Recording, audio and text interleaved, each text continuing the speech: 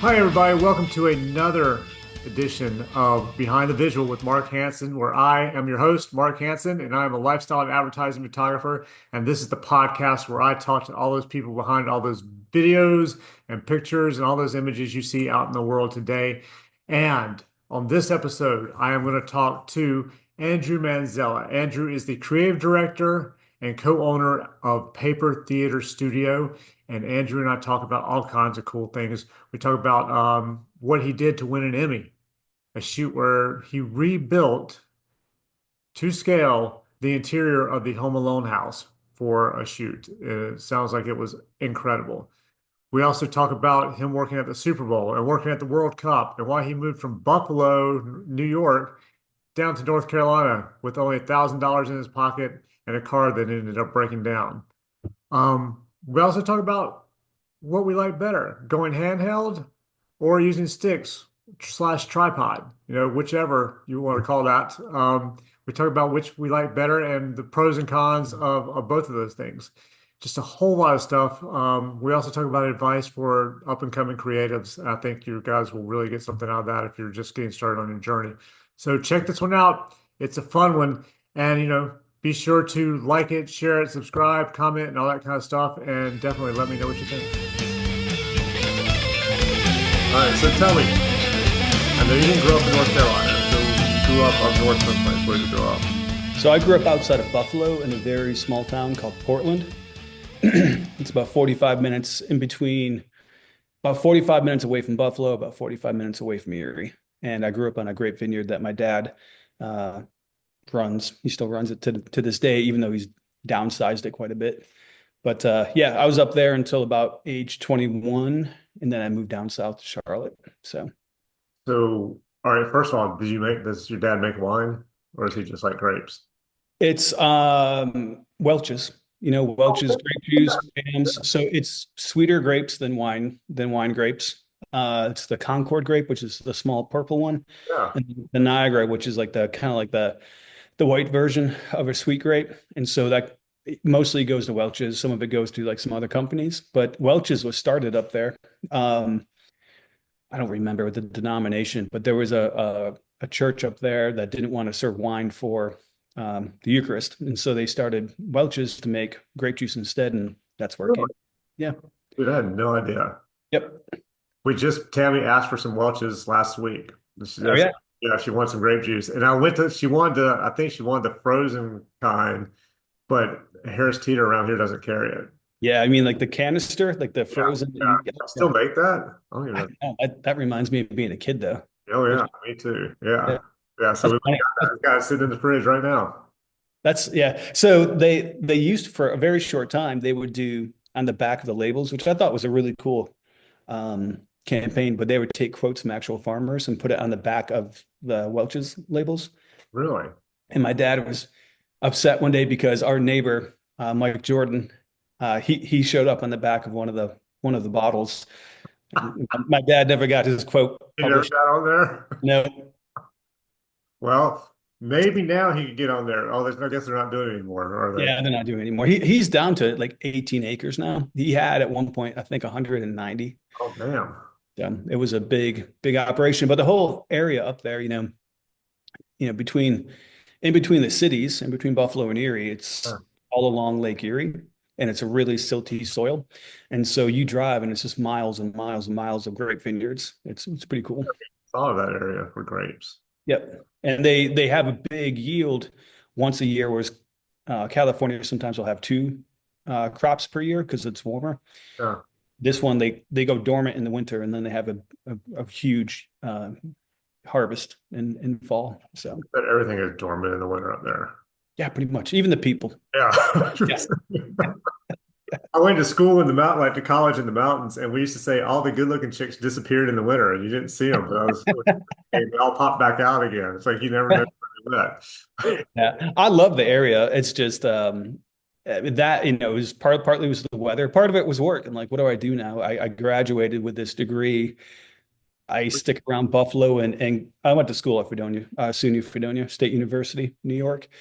And I'm like, I could stick around here and get a job at the news station, using a hair dryer to thaw out my camera when there's a blizzard or can go someplace else. So I moved south with, I think I had $1,000 to my name in a car that broke down the second day I was here. Damn. Yeah. What's your So degree in? it was a communications degree with a video specialty. Yeah, mine was advertising, media advertising, and I was two classes away from a broadcast, whatever, as well. So it's like communications with media advertising and broadcast production. That's what it was. But I was going to stay and tell my dad, I was like, hey, I'm going to stay another semester and finish up this. And he was like, well, you can pay for it. I was like, yeah, nobody needs. Did you grow up around here? Yeah, well, I was born in Raleigh, and then I moved to Charlotte by the summer before third grade. So yeah, Okay, gotcha. yeah. So I went to school at Appalachian State. Okay, cool. Right on. Yeah, so it was up in the mountains. That's a cool area. Yeah, I like it up there. Not as cold as where you're from, though. But No, but it's still got like that little bit of an artsy feel and everything. That's what I like about like those areas. I was in Greenville, South Carolina this past weekend, and I like Greenville. yeah, it's got the same kind of vibe where it's not too big. You can walk around everywhere. There's lots of art. Yeah, Yeah, it's cool. yeah, Yeah. Greenville's very cool. So why did you come here? I mean, out of every place you could go, what made you go, yeah, North Carolina is the spot. And did you come to Charlotte immediately? I did. I did. So, two things. One, I only had one instructor that was any good. And he was like, "Hey, if you don't want to go to LA, because I didn't want to go to LA, I didn't want to do that. I was always a firm believer in like the whole ethos behind like punk rock and everything. I'm like, you don't have to be in LA to be in film and video and stuff like that. So I didn't want to do that. He's like, well, you can go. His name was Chris Benton. And he said, you can go to North Carolina because at the time there was like a lot of TV, Screen Gems, Dawson's Creek, things like that. Yeah, He's like, so go to Wilmington. I said, okay, I'll go to North Carolina. He said Wilmington. I heard North Carolina. right. I think it's one place. And and so my friend, that was part of it. The second part was my friend was a banker down here. And so, he was like, hey, come to Charlotte. It's the land of wealth and prosperity. I'm making like 60 grand. I'm like 22 years old, working at Bank of America. I'm like, okay, I'm gonna go down there. Like, sounds amazing. Well, it's the land of wealth and prosperity for bankers. Right. Yes. But he's like, you can crash on my couch. And so I moved down here and another friend moved down here. And then without planning it, another one of my really good friends moved to Charlotte, I think a month earlier or after. And so that was good to have like a little network. And then my brother moved to Asheville. So we had like a little North Carolina thing happening. It's straight south from Buffalo. Yeah. So a lot of people, when they exodus that area, they would go straight south. So A lot of people from New York move here, and it yeah. seems like we send a lot of people from here to New York. Yeah. It works with the football teams too. Did you notice that? Yeah. Yeah. But yeah, it's the East Coast connection. But yeah, that's why. So I had no job lined up, nothing like that. It was just I knew I needed to get out. And I was always afraid of falling for the small town trap of being stuck. Like I think I'm like the last Gen Xer, but the fear of being trapped terrifies me. So I'm like, I need to get out of here. So I saw an opportunity and just took it. Wasn't planned out whatsoever. And whatever, it works out. So what did you do when you got here? Like, so how'd you find a job when you got here? Was there a plan, or did you just say, "Fuck it, I'm going to go sit on the couch, sleep on the couch until something Yeah. pops up, and I'll figure it That's out." that's exactly what it was. And then I got a job working at WSOC as an editor. Like, so I worked that midnight shift. So it was actually like 2 in the morning until like maybe 9 in the morning or sometimes until noon. They keep you part-time so they can keep your Oh yeah, benefits low. And, the whole, as an introduction to the whole working game. Um, worked at BTV running camera for a little while. oh, did you? Yeah, yeah. So the gig, but I was excited. I was so ecstatic to have. I was so excited the first time I edited something and it was total garbage. And to see it go on air, I'm like, look, I made it. Yeah.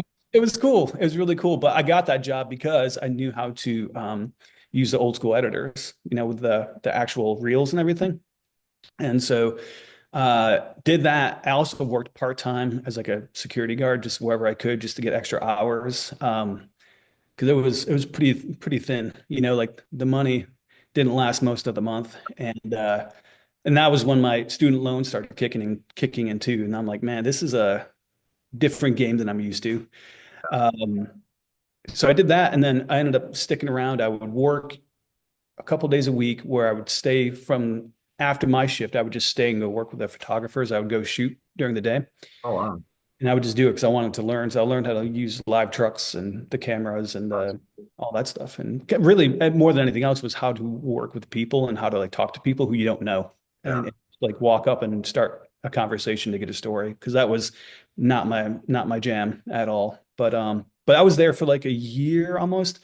And then I wanted to get out, felt like a dead end job. So I went into commercial editing for a small company in Rock Hill. And they said, "Do you know how to use Avid Media Composer?" I said, "Of course I do." No idea, none. And got the job and just learned it on the fly. And then did the same thing with like After Effects. I got a cracked version of After Effects and just started learning it. And then from there, I went to another commercial editing job and then to an agency, and then it just bounced around. I bounced around a lot, just doing different things, Well, or different focuses. It was all media centered, but different focuses. Yeah. at what point, like when you were growing up, at what point did you just know that you were creative or this is what you wanted to get into? Um, I always wanted to be creative. Yeah. I was never any good at it. I remember being in high school, like all the art kids, all the photography kids, they were really good. And I just didn't know the first thing about it. And so I used to always say I was an artist with no medium, you Yeah. know, trying to somehow, I would try to write songs. I would try to write long form. I wasn't very good at any of that. I can bang on a few instruments, but nothing crazy. But I always had the want to be creative. Yeah. And so I just kept trying different things. It When was I a went, lot harder to be creative with video and that kind of thing when you were younger than it is, especially now. But yeah, I mean, any kind of all that stuff, it was so much more expensive. oh, it's just even to try to get your hands on anything was so impossible. We tried, my friends and I tried making The Lord of the Rings Really? uh, with a VHS camera that we would record almost line by line, and then we would have to edit from the camera with the VCR. You know what I mean? It's using that camera as a deck to Right. record Yeah. stuff. It was not good at all. Uh, but it was interesting, it was Stuff super right there. interesting. Yeah. It was way more fun playing with four tracks. Later on, we got Oh yeah, yeah, yeah. four tracks for music. And I was like, okay, this is interesting. You can loop and layer, and that was fun to make soundscapes that way. But no, it really was. I was in college. I went to college. I wanted to go into forestry. It seems like that year I got allergic to everything, became allergic to everything. So I'm like, oh, I need to pivot what I'm doing. And my oldest brother came home for some break, and he had a small, like 35 millimeter camera, maybe like the old school film camera, Yeah. black and white. And he had to go do an assignment. He's like, "Will you come help me do this assignment?" And I started taking pictures then. I'm like, okay, like maybe this is what I can do. And it just kind of went from there. And then I started studying documentaries and things like that. And that's kind of where it went from. But then along the way, like different things have caught my interest. And so most of the job changes I've had have come because I've learned something that was interesting. And then someone saw it and was like, why don't you go do this here instead of doing what you've been doing? You know what I mean? Like 3D, a lot of matte paintings. That got me work as a 2D and 3D artist. And then that work got me working, to doing content. And so it's like a tumbleweed. One thing kind of loops into the next one. So Yeah, 'cause you told me you used to do a lot of the matte paintings, didn't you? A lot of yeah. Yeah, so I got into like 3D, 3ds Max. My partner at the studio, Josh, taught me that like day one when I worked with him, and he also worked that midnight shift. Oh, really? We get all of our work done in like an hour, 2 hours, and then just like totally nerd out and come up with ideas and ideate. We had a pile of like sketches and notes and things. We called it the pile of ideas to disregard. And that was all the stuff we wanted to do. And so whatever, you just jot it down, sketch it out, and then you put it to the side. And sometimes we went back to it and sometimes we didn't. So, but he's the one that taught me the 3D. And then when he was off in Iraq, uh, it was for the second Iraq war, is when I started getting into matte painting. And then that turned into a great way to work Photoshop and 3D together. Yeah. And then that turned into more jobs. So liked it, turned into an actual paying gig later on. So That's very cool, man. Yeah, I've never. never even tried to do any of that, but Yeah, it's very interesting. too late now. I mean, Yeah, yeah, I'm not even gonna try now. well, it's just the industry changes so fast. I always thought that the industry would always rely on the technical piece. Yeah. The first thing that's getting replaced is the technical piece. So I remember I was working at BTV and they just got their first digital editing machine. And one of the guys came down, I think it was I think I was probably working like the 11 o'clock news or something. And then we had between 6 p.m. and the 11 p.m. news. And one of the guys came down in between and was like, dude, you got to come see this. And I was like, what? He's like, they can edit shit and there's no loss of quality. And I was yeah, like, oh, you're not, no way. He was like, yeah, they can do it like 40,000 times and it's all still the same quality. And he took me up there and showed him. At the time, I was just blown away. I thought this was amazing. Yeah, now it's like the first computer I ever had, the dude gave me like an 80 gig hard drive. yeah, You'll never need anything else ever again. You'll be set with this for life. Yeah. yeah, right. Computers. Okay, so that's my issue with like resolution and computers. Like, at what point is it big enough? Like, Yeah. like what? It's like a garage. You have a garage. You fill it with stuff. Now you need to make a two-car garage because there's no place to put your car.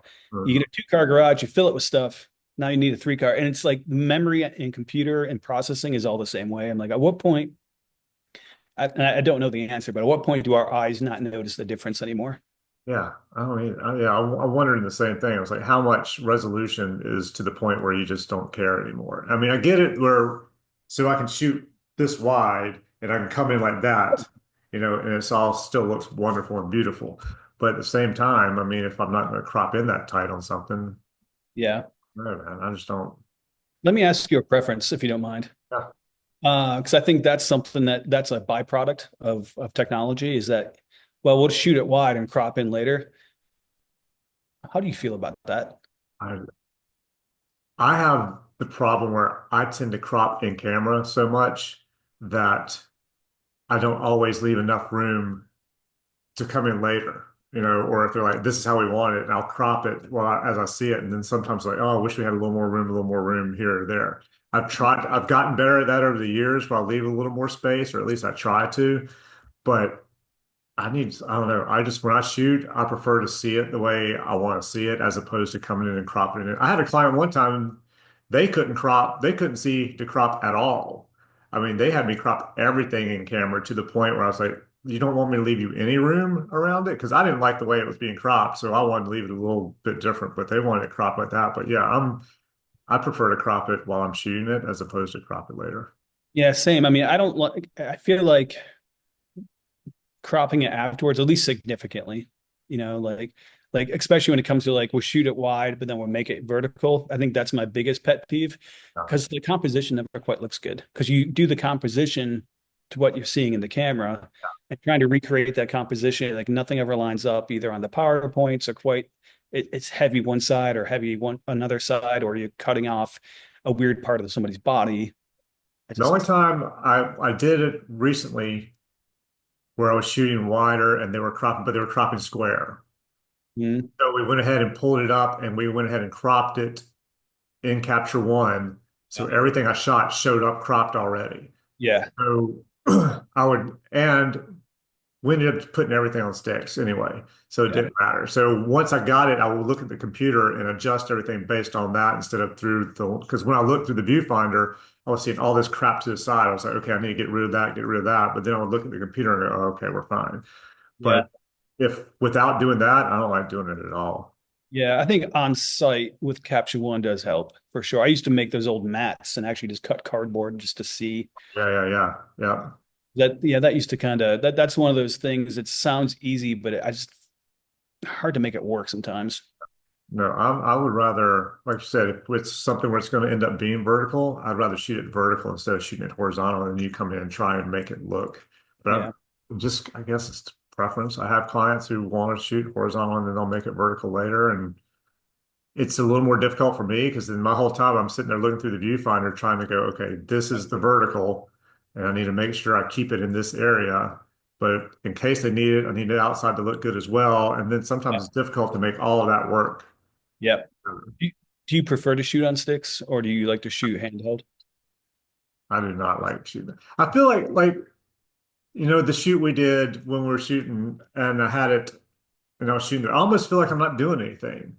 I mean, I get it set up or set, the lights right, all that, but I still feel like I'm just like, and if I'm not looking through the camera or looking at the camera and I'm looking at them, sometimes that's good, especially if it's kids or whatever. You can kind of do little things and make them laugh or make them smile, even if it's not.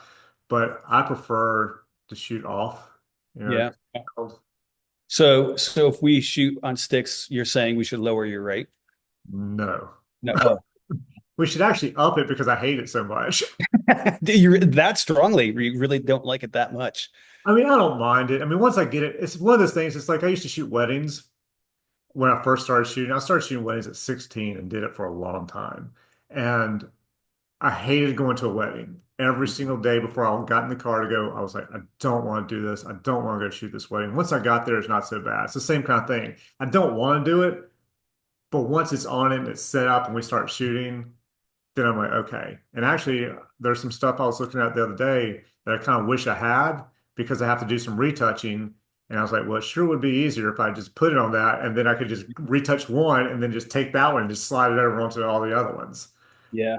But in general, I just like the freedom to move in case I'm like, okay, I like this thing a little bit better. I can just immediately just come up and do it and then move this side or that side as opposed to just all in the same exact spot. Do you have a journalistic background? Is that where you kind I, of started? not really. See, weddings is where you Well, started. yeah, So weddings is where I started. So I started shooting weddings at 16. Um, my dad ran a business where it was a one-stop deal for your wedding. So hmm he had taught photography while he was getting his master's and then had a couple of jobs on the restaurants and shit. And then he decided he didn't want to do it and opened up this wedding center. So when I was 15, I think, he was like, come help me, just carry the bags around. I'll pay you like $50 a wedding to just carry my bags, And I was like, fine, it's like three yeah, hours, $50. And at the time, I think minimum wage was 3.75 or something. So I was like, hell yeah. So I didn't realize his plan was, so my wife likes to say, it's like boiling a frog, that he was just slowly adding more stuff for me to do every time I went to a wedding until he funny. came home one day and was like, "Hey, you got a wedding on your own this weekend." I'd never even met the bride, 16 years old, skinny and whatever, and I show up to shoot this wedding and I'm surprised the woman let me do it and didn't kick me out. But That's I funny. did that and then I did so yeah, I guess so. Yeah, because I did weddings and then I did like the yearbook and the newspaper kind of stuff in high school and yeah, so yeah, I guess so. And then I got into, I wanted to, basically, I just wanted to shoot chicks. So I got into fashion. I tried to get into fashion and realized way too long after trying to get into that I was not in the right location to shoot anything decent. So, Yeah. I mean, I've always enjoyed what I'm doing now, the way I'm shooting now, but I never really looked at it as a way to get paid to do it. And then a producer at, she's at Dentsu now, but she was at BBDO at the time and we were talking and she's like, I don't think this is what you really enjoy shooting because I've seen your other stuff and I think that's what you are. And I was like, you're right. And then I had a rep and all of a sudden I changed the way I was shooting completely and Yeah. do some fashion stuff now, but it's really just for clients I've had before or somebody who just happens to see something and pop up. But yeah, I'm not into it anymore. I think there's a lot of people because fashion stuff is the fun stuff. The editorial stuff is Yeah. the most probably fun, artistic stuff. And there's a lot of good people I know around here who do it for fun. Yeah. But and I do wonder if they had the chance to do it full time, would they? And I don't think they would because then it becomes the business. Yeah. But um, it's just one of those things. Like if this is what you're going to do, you need to adapt to where you are and what's the need in the area. So Yeah. it's kind of a question of do you want to change what you do or do you want to change where you are? I think, and if this area for fashion is not a hot spot. No, not even. No. You get some crappy little catalogs and that's about it. And yeah, and every time I went to New York and was talking to somebody who was really a friend of mine up there and works up there in advertising, they're like, "This is not New York fashion. You're never going to get a job shooting fashion up here for anything." That's Yeah. right Yeah. about it. Yeah. So I asked you the question about the sticks because I guess I go back and forth. Oddly enough, I'm the guy that would play guitar with his fingers, but then play bass with a pick for some reason. And Okay. it's like I actually enjoy shooting video handheld quite a bit because I like the content style of doing that, which is more journalistic. Um, and maybe because I got into photography after, Mhm. maybe I don't know if the confidence wasn't there or what, but I really am. I like building a scene. And so that's why I really like the idea of the sticks, because then you can see it's not shifting. The goalposts aren't shifting. You can actually see the frame and march everything in and be super particular about like, I'm going to move this 1 inch this way. Does it make a difference? No, but it makes you feel better, you Right. know? Oh, absolutely. Yeah. But I always wonder like when people, most people I think like to shoot handheld. I just, maybe it's a crutch for me. But Uh, I mean, I see your point of view though, because that to me, when you do have something, especially if you're limited in how far you can go one way or the other, like if you can't go too much farther to the right or to the left or too high or too low because of whatever's in the background and they're in the environment, then I think it helps a lot because then you do see it, you are set, you're like, okay, we don't have to worry about this thing in the back, we don't have to move it. But if I'm shooting handheld, I may just go and just start shooting this way, and then all of a sudden, like by the time the fourth one pops up on the screen, you're like somebody catches it. Oh shit! All right, we can't use any of those because you just got whatever the hell that is in the back, and we can't get rid right. of it. Get Bob in the background. Yeah, Gotta get rid of it. Yep. That's yeah. fine. So I mean, I get it. I mean, I don't. I used to have I shot years ago with Drew Meredith, and he was I guess he was the head of photography. I don't know what his title was over at Lowe's. He used to give me so much shit about not using it, using them. And he had left and gone to Amazon or someplace, and somebody got a behind the scenes shot of me using a tripod. So I sent it to him. I was like, "Hey, look, I'm actually using it." So he was happy about that. And the older I get, I think the more I'm up for it and willing to use it. But just if I have a choice and there's not a restriction, so say we're out in like a big field or something and there's really no restrictions on where I'm shooting, I'd rather shoot handheld. Yeah. I think maybe the other part too is I think you're onto something like the restrictions when you're getting paid and it's hourly and you're trying to shove, it's like every shoot is like trying to put too much stuff in a burrito. Like it's going to tear open at some point, right? So to me, that's one less thing generally. Like when I shoot, I'll throw it on sticks if I know what it's going to be, Yeah. just because it's one less problem, like you said, to pop up, or it's one thing that you can control. And I I'm can, happy with that.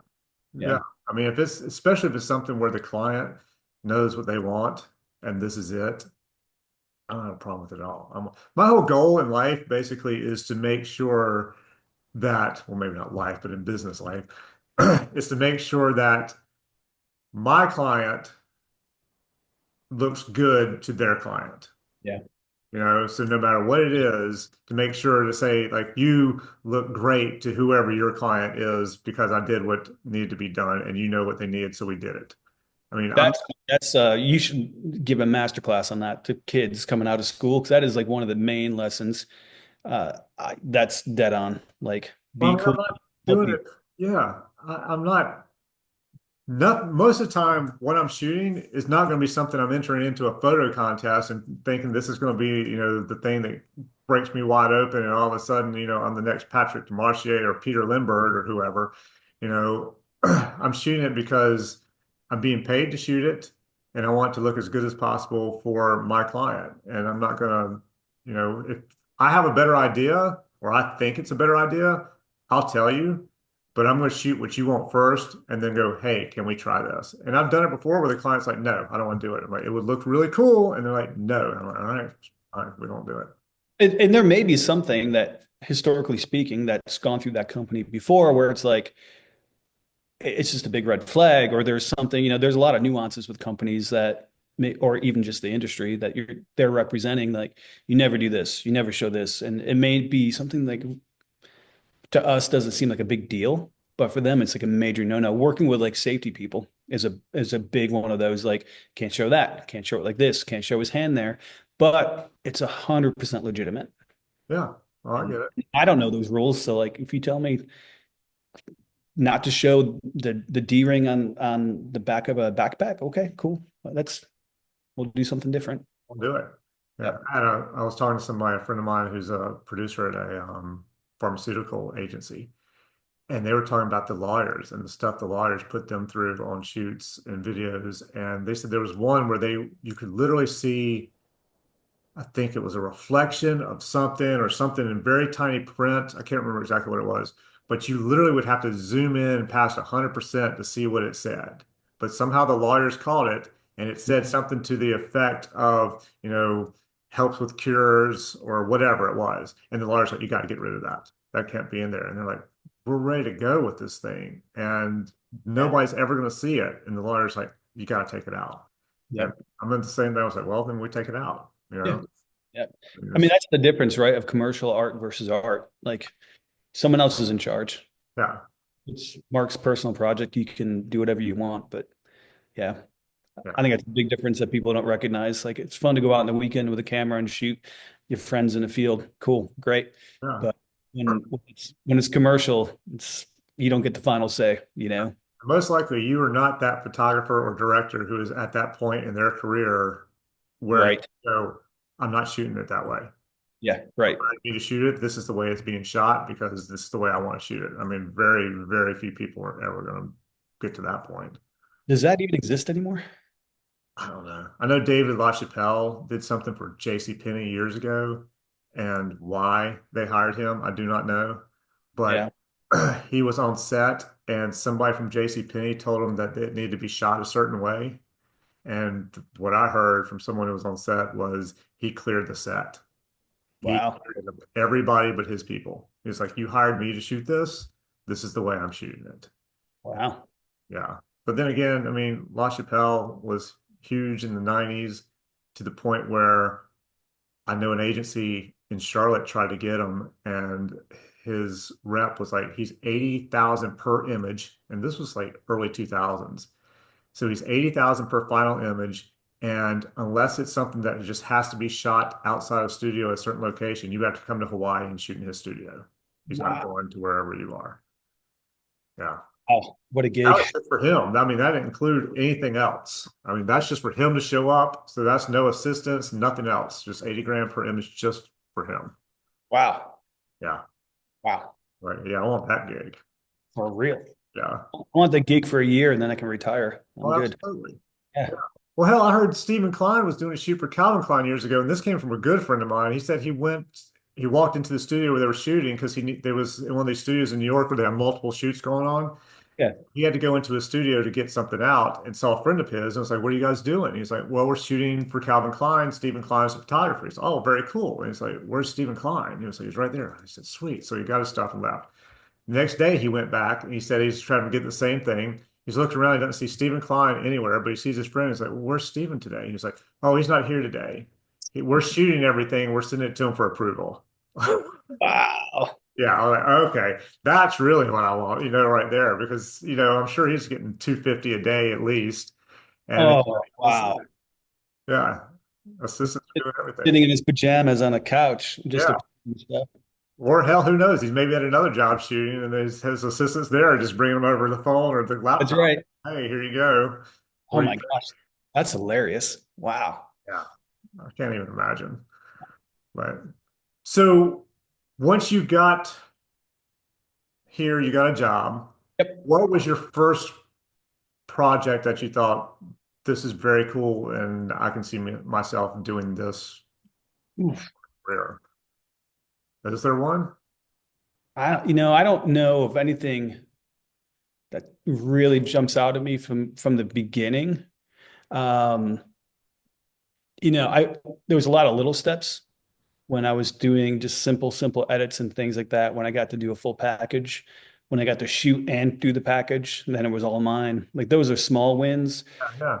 There's a bunch of small wins like that, but none of them stick out anymore. No, that was 20 some years ago. Um, but there was some, there are definitely some milestones that I remember along the way where I thought, well, this is really cool. So one was using the 3D and 2D matte painting. Again, my partner Josh and we came up with this idea, and we actually ended up winning an Emmy for it, and it was for technical achievement, and so it was blending you know, moving shot with this total world that we just created behind it. And it wasn't even anything fantastical. It was like a huge warehouse. But that felt big. And it was Oh yeah, funny. so winning Emmys, yeah. That's Yeah, I mean, the award system is a bit of a rig and a racket. Like once you see the way it works, you're like, oh, okay. Like if I submit enough, I'm going to win something eventually. So yeah, it's kind of weird, but it did feel good. It felt good for sure. In fact, we couldn't go to the awards. My wife was pregnant and like pretty far along. And so we were watching it at home on like a little whatever computer screen or something. And I totally missed them even calling our names. And really. she was like super excited. She's like, "You won." I'm like, "No, we didn't." And she's like, "You really did." And then I saw Josh go up there to accept it and everything. It was pretty cool. That was fun. Um,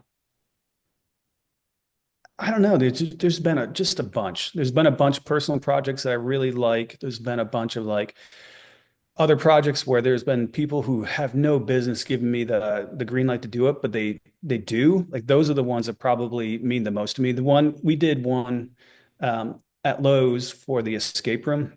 Yeah. And, it started off as a total just like lunch conversation. I think we had to burn some money in a budget. And so my manager at the time, Jonathan's like, "Any ideas?" I'm like, "Well, like what if we do a DIY escape room and you got like build your way out of it or something?" He's like, "Run with that."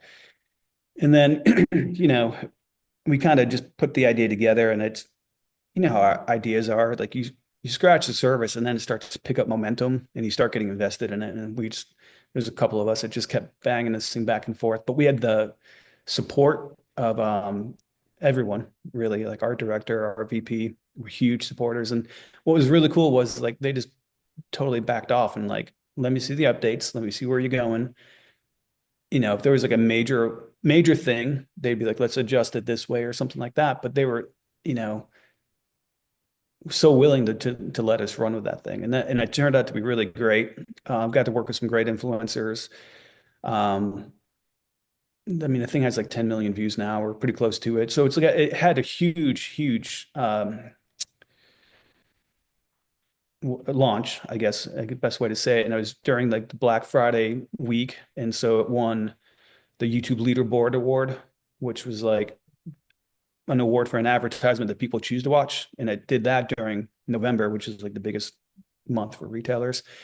So that was really cool. Like that was a big one. But like another example like that is we did this video also with Lowe's where I can't remember whose idea this was. I think it was Jonathan's, but they wanted to work with the Vsauce 3 and recreate Home Alone set and then recreate some of the stunts and see what would really happen to a body. Like what would really happen. So we had these ballistics dummies. And they said, well, we need to make it accurate. So to make it accurate, we need to rebuild the house. And so we had a double story or whatever you call it, two-story storage unit. Yeah. We actually built the foyer, what was Oh it? The wow. foyer, the living room, the upstairs to scale.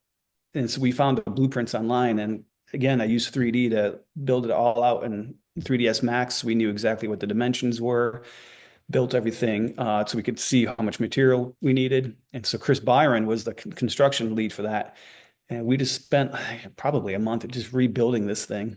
And it was super cool. And then we got to work with like Threadbanger, Mark Rober, Jake from Vsauce 3. Like that was just a cool experience. And that was also fun because that was like a real true content shoot. If it was like a broadcast shoot, there'd be 250 people running around. Everyone would have handlers. This was like 10 of us, Oh, maybe. The same guy banging in a nail is now holding a boom pole over their head for an hour. You know what I mean? It was really cool. It was really that's fun. cool.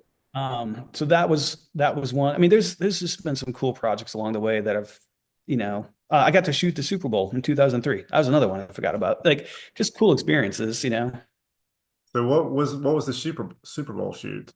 So I was working for a company in Rock Hill, and the my manager was supposed to go down with this sports anchor for the Super Bowl. It's when Carolina played New England, Okay. and I don't know, last minute, he's like, I can't go. Do you want to go? I said, sure. 22 years old or something like that, 23 maybe. Everything was still analog for the most part. So we had to load up a truck with all of his edit gear, so you can build an edit suite inside the hotel room. And the two of us just went down and it was a 10-day trip, and that was another one that was super cool. It was just learning it as you go, just totally just like figuring it out. I was the first time I edited digital and sent back a digital file, and I think it was Vegas was the edit machine. So figuring out that software and how to shoot from a camera that's running tape and digitizing it and sending a Yeah. digital file back. Because the other option was we had to go to the satellite trucks that were around the stadium. It's called Satellite City, and it's just one satellite truck after the next, and that's where everyone does their reports from. So we had to go there and drop off tapes if we wanted to beam it back to up to South Carolina. So yeah, I shot the World Cup. That was fun. That was another one. I shot that with my friend Yesenia, and she was translating for me. It's when Mexico played whoever. I don't remember, but like, it's funny, man. Like, cameras give you a right to trespass, and they put you places you would never go if you didn't have them. Oh, And it's, yeah. you know what I mean? So like, that's I will always be like thankful and grateful for that. I look back at I'm so glad I don't have like a day-to-day Oh, no. regular job. Yeah. There's no way. Yeah. Even when it gets scary, it's like I'd Yeah. still be gunslinging, and walking around with the camera than not. So Yeah. I would too. I think you got to be built for it because yeah, my wife is definitely not built for this kind of job. She likes the stability. So yeah, to have that whole shit, I'm not booked for the next month. What the hell is going to happen? yeah. That kind of stuff. But it Yeah. works out, right? And that's the Oh, yeah, crazy thing. absolutely. So It always seems to work out. So I can't yeah. complain. What Damn. was your favorite project? Like what's stood out to you? I feel like I did a terrible job answering that question. Oh, So you did a good job. No, I mean, you gave me lots of cool stuff. So, I mean, I thought you did wonderful.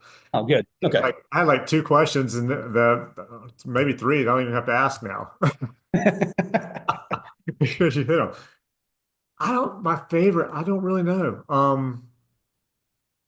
I remember the first one where I thought I'm on my way, and it was literally a cover and a back cover shoot for a tiny little clothing catalog for some like business to business company, but it was my first shoot with an advertising company.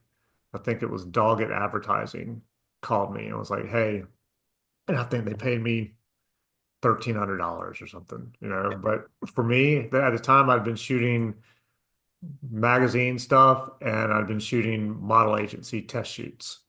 So to get that, I thought, well, hell yeah, Yeah. I'm finally starting to move forward, Yeah. all those things. So that was cool.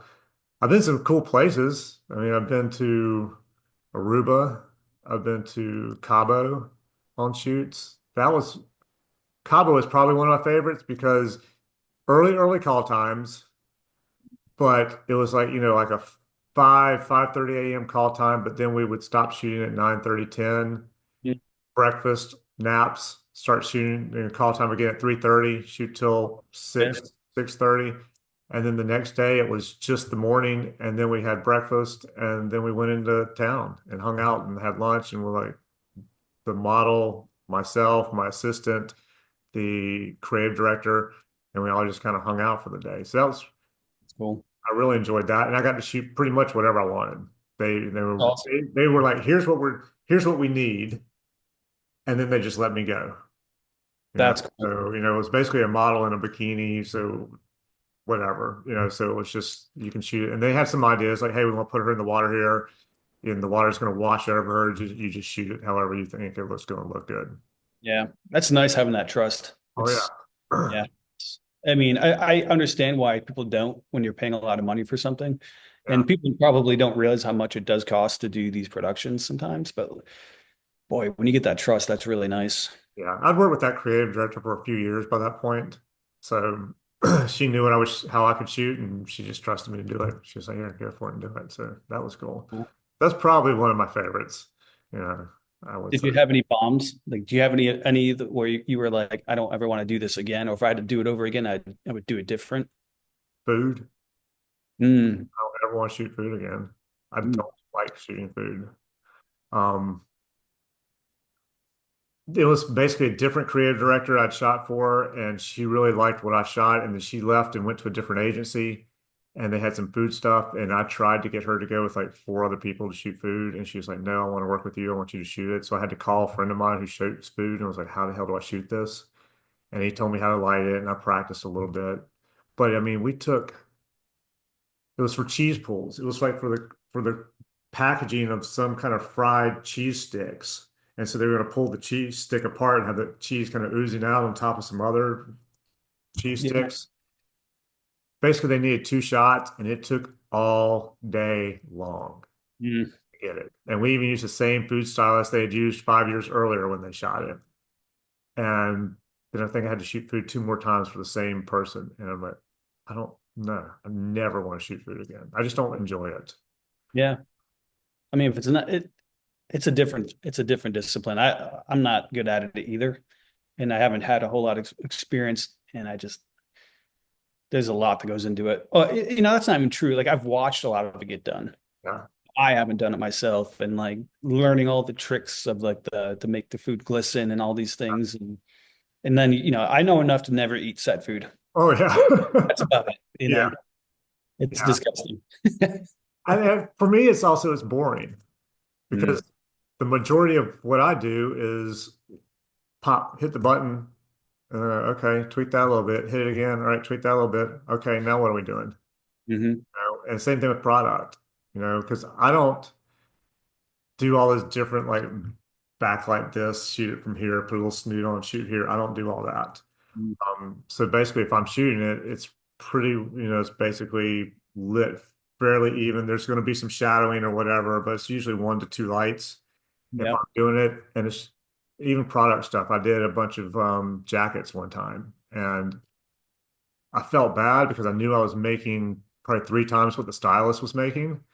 And I literally was just sitting on the couch, just twiddling my thumbs, looking at stuff until they were like, all right, it looks good. And I go, all right, what do we think?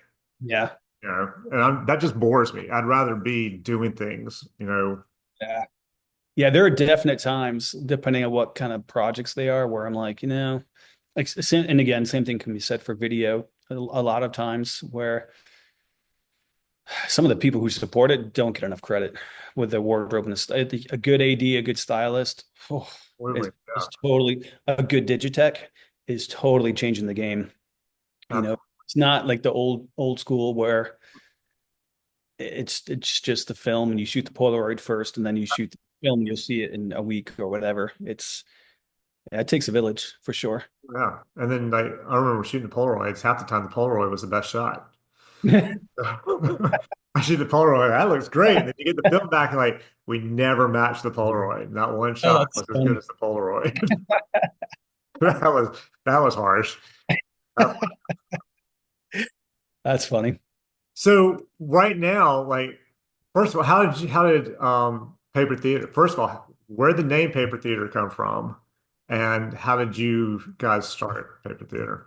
Yep. So the name just do you know what a paper theater is? I have no idea. Okay.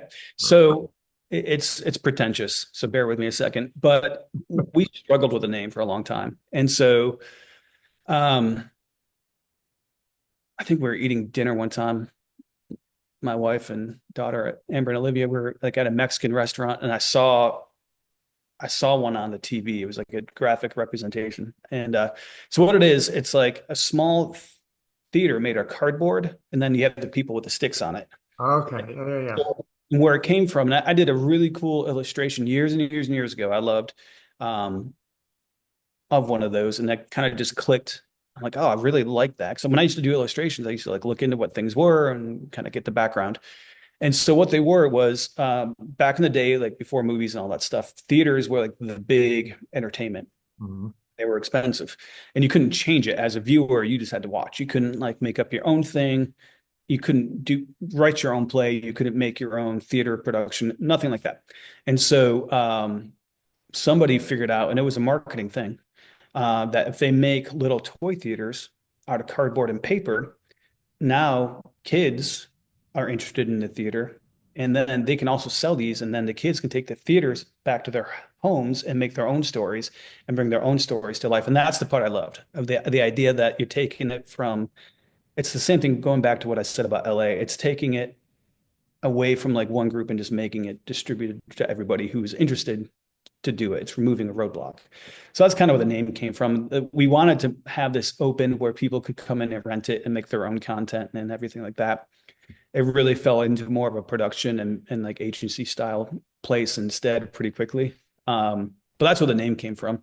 And then as for the company, I've known Josh for 20 some years. I mean, we're like brothers. I've known him forever since I first moved here. And there's like a few people I trust as much as him. And so I bought him a beer. I said, I have this idea. What do you think? And I kind of pitched the idea. He's like, yeah, let's do it. And it was that fast and that quick. And then it was just a matter of figuring out like, okay, like what do we do for space? What do we do for the logos? What do we do for all this stuff? And it just, all of those things like just start to happen because they have to. And so it's not, it takes away the daunting part of it because you have to do it. So it's not like, oh, I'm dreading having to do this. It's like, no, I have to go get an LLC, like cowboy up and go do it. It's just like, you got to be an adult and do this stuff if you want this thing. And so that's kind of where it started. And then the plan was to give it 3 years and then go full time from there. I ended up getting some big clients the first year, enough to where I couldn't do a full time job honestly and do this honestly without screwing somebody over. Um, so I just ended up talking to my VP at the time, who was super cool, and he tried to. He's like, do you want to stay longer? I said, I feel like if I do, I'm cheating everybody, so I'm just gonna go and try this thing 100%. And he was super cool, and we're still friends, and That's cool. that's kind of where we are now. But it did take off faster than we expected. You know, we're trying to keep it to where it's small and manageable. And I have this stupid thing in my head where like I only want to work with like cool people and people I want to work with. And the ability to say no to projects is like huge to me. Oh yeah, And so we're trying to keep it to where it's not like bigger than it needs to be. So we're not caught in that trap of I'm going to take this job because we have to. right. Like if I get bad instincts on a job, we had one last at the end of last year where I'm like, every animal instinct in my gut is telling me not to do this, and there's a big price tag on it. I'm like, something is telling me not to do this, and to be able to walk away from that because you don't need it. Yeah. I'd rather not have a yacht and have my freedom than just be stuck doing a grinder project like that. That's So good. So how'd you get your first clients? word of mouth. Yeah. Uh, there was a couple smaller ones. That was some product work, and then we worked with a former basketball player who's awesome, Decory. He played, he still plays international basketball. Um, those are some of the first ones. Then a lot of people I've worked with over the years. Like this is why I like for the kids, like be cool with people because they're gonna remember. And most of the jobs that came up were like somehow we're in trouble, we need something, can you help? Sort of followed that formula. Either we don't have any time, we don't have any money, we don't know what to do. It's kind of where it started. And then from there, just word of mouth. But all of it came from really just reputation. And then someone saying you should talk to this person, and then just trying to work with everybody. Everyone's got different needs. We work with some people who are like people. We work with some companies that are mid-sized and some that are big. But they all have something they're trying to crack the code on. And a lot of times the smaller companies are trying to figure out how do I get volume but good with like that much money. Larger companies have a really really specific need, and so you got to figure out to get that specific need. How do you build? And that's the part I really like is building the solutions. Like, tell me what you need, and like let's see if we can figure out how to get there. Like to me, that's the most fun part. Like I like doing the work, I like the production part of it, but trying to come up with a campaign or like an idea that solves that problem Yeah. is like to me that's like what gets me giddy. Good. So, That's very good. So do you still, I'm assuming all your new clients still come from word of mouth at this point then. mostly, yeah. I mean, So you guys don't do like a monthly, bi-monthly, every 6 month kind of promo push to, yeah. no, I don't think we've ever done anything than a little bit of like Instagram advertising. Well, Um, Everything else has just been word of mouth, and then that change just starts to grow, which is nice, you know. And that's another thing. Like, when people trust you, like I know like you're gonna have probably the same feeling, but when they trust you with a project instead of telling you what to do, you feel a lot more accountability to make it Oh, work. absolutely, yeah, The same thing, like when I know, like, hey, my friend who works at this place is telling this new person that we can do something for him. Like that's a lot of pressure to get it right. You know what I mean? And it means a lot to me, not just to do it right for the client, but also I don't want to make my friend look stupid. exactly. So, that's Yeah, that's to me, that's huge. Is to make if I'm recommending, it's like, okay, I can't make them look like they're idiots. right, Yeah, I gotta right. do it right. And I think there's something about that too with even when it comes down to like how when it comes down to like pricing and all that stuff or like last minute ask or something like that, like the last thing I want to do is spend time doing contracts and things like that. And so if it's something where we can help out really quick, a lot of times we will, or just if it's a gentleman's handshake kind of thing, because we trust each other, cool. Let's do that instead of spending 6 hours going back and forth with lawyers, you know? I'm with you on Yeah. that for sure. So. So on your LinkedIn, it says brand builder. Yeah. So then my question from that is, what do you think is what does it take to build a brand, or what do you think is the most important thing to do to build your brand? Oh man, I'm not qualified to answer this. I put that on there because Jennifer Arnold told me to. She told me to get away from something more specific. You Well, know we what? can skip on past that then. No, I do think this. I will tell you one thing. I spend every morning looking at like different things like Ad Age and different marketing campaigns and things like that.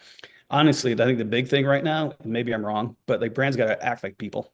Yeah, And for this sure. idea of like putting everything through, the convention center just to get one answer. I know why they do it, but I think most of the brands that stick out well in a lot of the media now, they act like people and they move quickly like people. Yeah, So I think you're right. I was listening to can never remember the name of this podcast, but it's something CEO or CEO something. I can't remember what it is, but my daughter turned me onto it.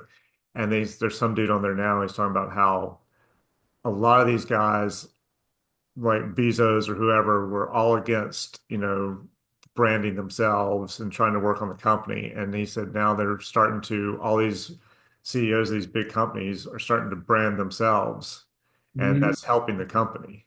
So by Bezos becoming a brand or Zuckerberg becoming a brand, he's saying that that is helping Meta or it's helping, Amazon or whatever at the same time. Yeah. So I guess I can see that. I mean, I don't really, but I mean, I think you're right. Being authentic and being basically kind of like an individual, it helps a whole lot more than just trying to be perfect all the time. Because I also saw Yeah. something where somebody's like, I respect and I'm more into and I follow more of the people who are real and they tell, when they if they screw up or something bad happens, I see that as opposed to this perfect life, perfect business going on all the time.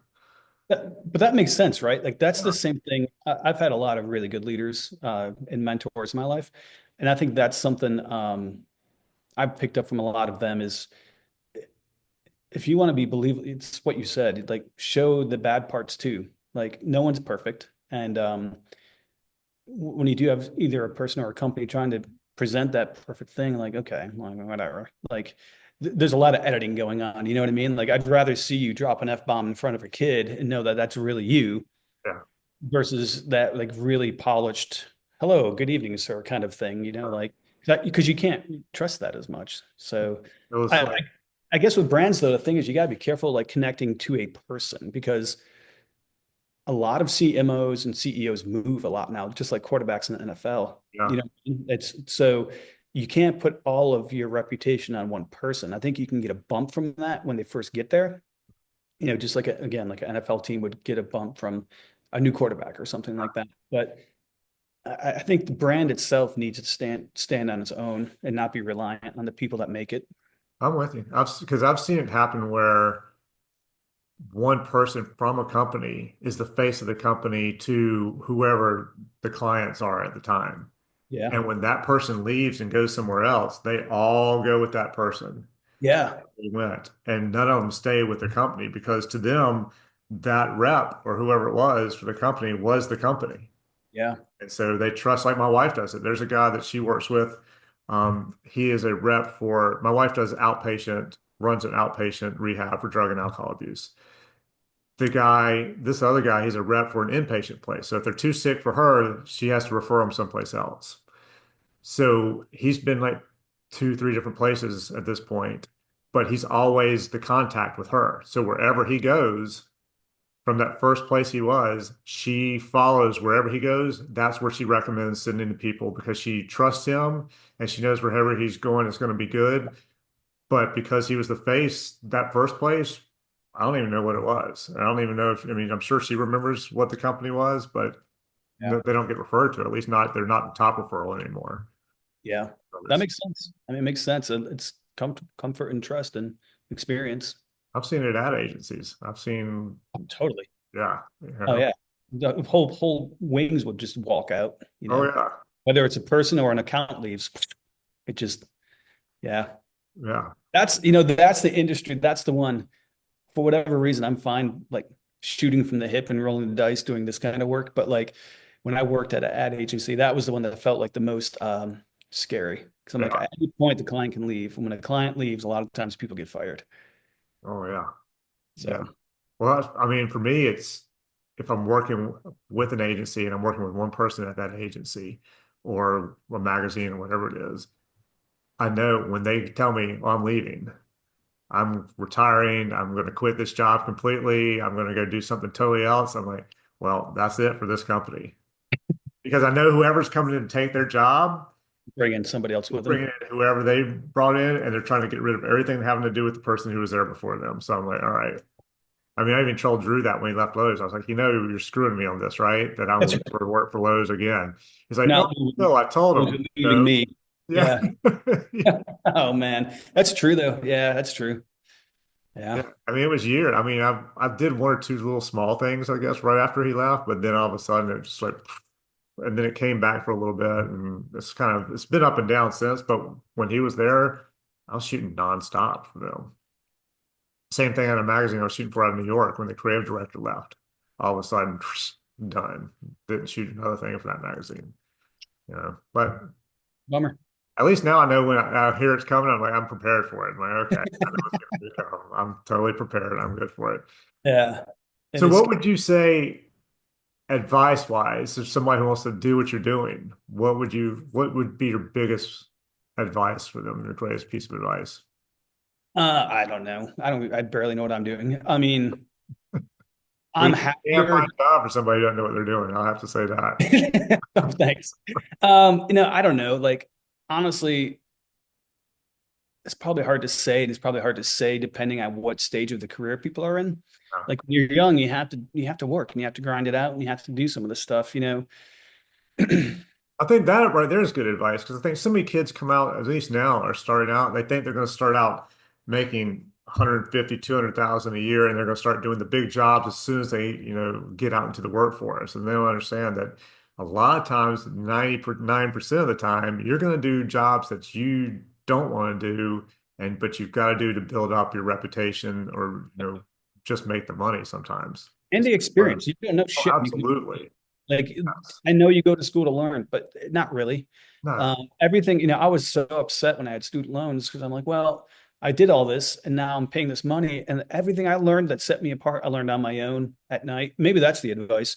Like, do it on your own time. Like, do what you want because everything I've gotten, like different jobs and things, came from personal projects just because I was curious, I was interested, I wanted to make it cool, I wanted to just like scratch that artistic itch. And if I waited around for someone to pay me to do that, it was never going to happen. Oh, I'd yeah. still be cutting news packages, you know what I mean? Which is nothing wrong with that, but that's not what I wanted to do. And so, maybe that's it. Like, I do think it's important to like put in if you're not passionate enough to do it on your own time, then good luck making money on it for a Oh, lifetime. yeah. Yeah. I'm with you. Yeah. I think you're right. I think it's more of do it on your own, screw up as much as possible, and learn from Yes. every screw up that you ever do. And Yep. screw up on your own time so you're not screwing up on the client's time. Because Yep. screwing up on client's time, you may never work again. You screw up on your time, you're going to learn from Yep. it. And you know when it pops up for a client, you know how to handle it Yep. and deal with it that way. That's a good point. That's a really good point. And when you do projects, especially if you have to put money in against them and then you fuck them up, like it may be $50, but you're pissed. Yeah, yeah. Now, later in life, when you fuck up in a commercial job, what that person's feeling, and it's going to be a lot more than $50. Oh, yeah, a lot You know more. what I mean? Yeah, I think you're right. Fail fast and fail a lot to figure it out because, yeah, I mean, experience is the best teacher. Like, you're not going to know. Gear is going to change. People are going to change. Industries are going to change. Trends are going to change. You got to just do it as much as possible, and then I guess eventually trust your instincts that like, okay, like even if I do fuck up, I know enough now to get out of it, how to Yeah, get out of it, right. I think that's huge. And I worked with I was telling somebody recently, I worked with a student from the Art Institute when it was still around. Mhm. Because I couldn't find an assistant. It was like a last minute thing. And a friend of mine was teaching over there, and he's like, here's some people to try. So I got this person to come help me.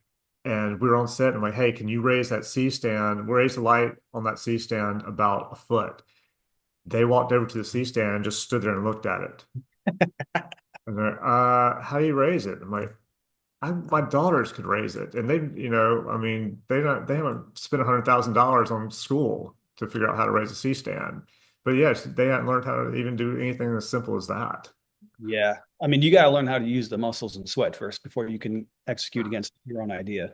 That's just, I mean, unless it's extremely rare circumstances, like you've got to get the technical piece needs to be just the cost of entry, Yeah.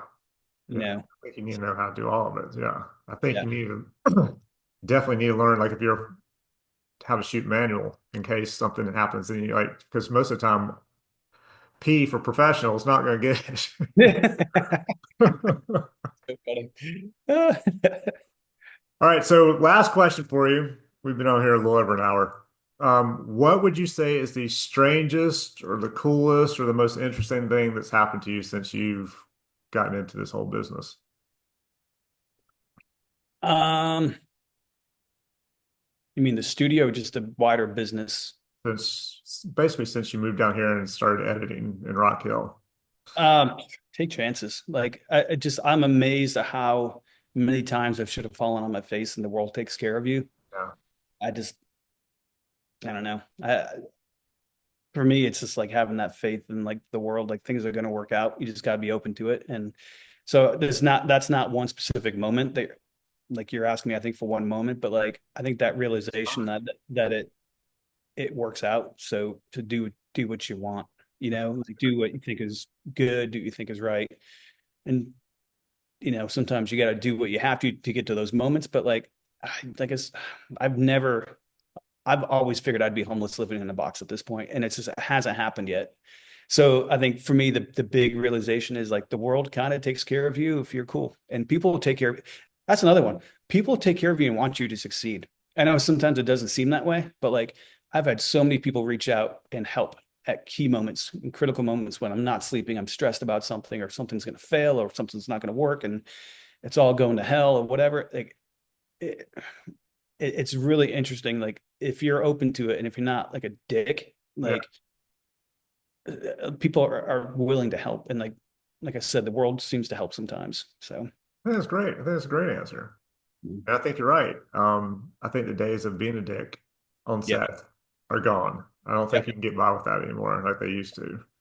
I think it's so single serving. It's so dumb. And once that illusion was broken, Yeah. like people who were a dick, like I don't have to deal with this. Yeah. Like there's a there's a great video by Max Joseph. He's a fantastic editor, one of my favorite editors. He was doing a series. I can't remember what platform it was for, but it's on YouTube, I think. And it's called "Do you have to be a dick?" Director. And it Right. goes into the whole thing, and he talks to all these different people, and it's just overall the answer is no, you don't. So I have a friend who's an art producer in New York, and he told me one time, he said, my best meetings I ever have with anybody are the ones where we never look at their work. yeah, He said, right. because most likely I've already seen it anyway. That's why you got the meeting. He said, so the best meeting is when we just get along and I don't know, we don't even look at the work and we just talk. And I think that's the way, I mean, I've had meetings like that where they've gone 2 hours. And if we did look at my work, it was a very quick, oh, this is great. Okay, now so tell me, and then we went on to something else, Yeah. and then I ended up getting the job from it. Yeah. So, but yeah, Yeah. I think you're right. Don't be a dick. Yeah. This, And it is important to take time to get to know the people you're working with. Like that's a great point. Like know how they tick. Like that's yeah, to your point, if you've done your homework, you've seen the work already. yeah. So now it's like, how are we going to gel and communicate? That's a Yeah, big it's part. big. If you're gonna spend days, Yeah. or sometimes weeks or more on set with somebody, you want somebody that you enjoy being around who can do the work, but also that you enjoy. You don't want somebody you have to put up with Yeah. for And days. it's going to be stressful. Like that's not a question. So Yeah. who do you do you know Clyde Covington? Yeah. So audio, and he's like really a Swiss Army knife. But I've always said I think his greatest skill is people. And like I've known him for 20 years. And there are times when I have him on set, even though it's not doing audio, I just want him there because he knows me and he can tell when things are getting ramped up. And he's really good. And he's so good with people. We were shooting at an amusement park, and this guy was super stressed who was running the big facility, and he was just like he was about to shut it all down. Like you saw it coming, like, okay. And I'm trying to talk to him just as like a business person, like, hey, so here's what we're gonna do. We're gonna do this. And he was just getting super stressed out. And Clyde has that empathy with people and a way to connect with them. And he walked up to me, he's like, hey man, he's like, I like your watch. He's like, is that the Model 4? Or is that the Model 5? And the guy's like, yeah, it's like the Model 5. He's like, oh, it's like, I got the Model 4. He's like, I like it, but I wish I would have got the Model 5. And like his ability to work with people and talk to people and get them to relax is he's a magician. Like, and I don't know what you call that. And I don't know what you call that when you're making an invoice and you need to put it on the estimate. But like you need a magic maker there Right. sometimes. Yeah. He's that. Yeah. Dude. Yeah, that's So amazing to have that kind of people skill and do yep. that. And he never gives himself enough credit and he deserves all of it. So Yeah, there are plenty of times where I'd like to have had that. Or like, I have clients now that we've been working together for, I don't know, 15 years or more. And she just is freaked out, almost like she's afraid every shoot, she's afraid she's going to be fired at the end of the shoot if it doesn't go well. And we've been doing it for 15 years and it always goes well. And I just wish there was a way to like calm her down. Like, listen, it's going, and she's gotten calmer, but you can still tell she's way stressed on these things. I'm like, there's no reason these need to be stressed. It's not brain surgery. It's not heart surgery. We're not killing anybody. You're not going to get fired because of this tiny little thing we're worried about over here. But yeah, it'd be nice to have somebody like him just be able to go over there and chat her yep. up. I'm lucky to have a few of them. Josh is one, Clyde is one. You've met Yesenia. Yesenia is one. She knows when I'm getting because I do get worked up. I want it to be perfect. I want it to be right. And I will get ramped up and I drink too much coffee. Yeah.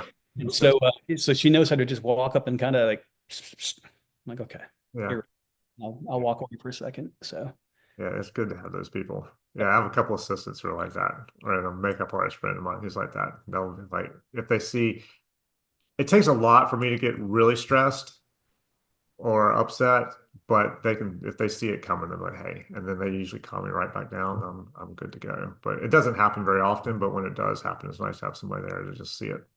yeah, I mean, it's the nature of the business. It's going to happen. It's a numbers game. So yeah.